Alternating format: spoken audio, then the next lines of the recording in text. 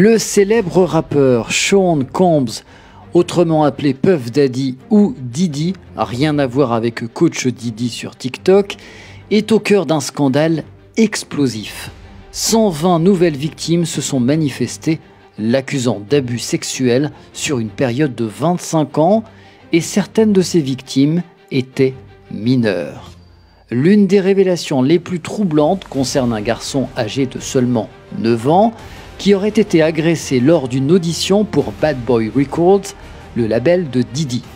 Cet enfant, ainsi que d'autres jeunes garçons, espéraient décrocher un contrat musical, mais l'audition aurait pris un tournant cauchemardesque. L'objectif non avoué était l'assouvissement des fantasmes dégueulasses de Diddy. D'autres témoignages accusent Diddy d'avoir utilisé des substances pour neutraliser ses victimes. Le xylazine, un tranquillisant pour chevaux surnommé Trank, a été retrouvé dans leur système digestif.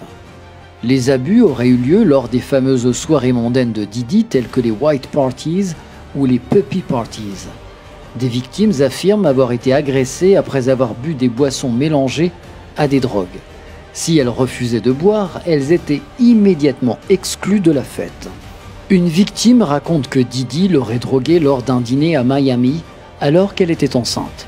Après avoir perdu connaissance, elle s'est réveillée avec des blessures intimes suggérant une agression sexuelle.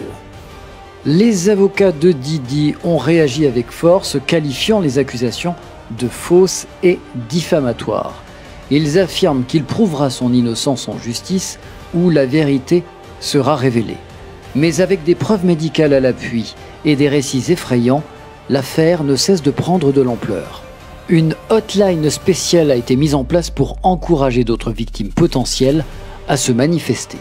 Ce scandale pourrait bien être l'un des plus grands de l'industrie musicale et le nombre de victimes ne cesse d'augmenter.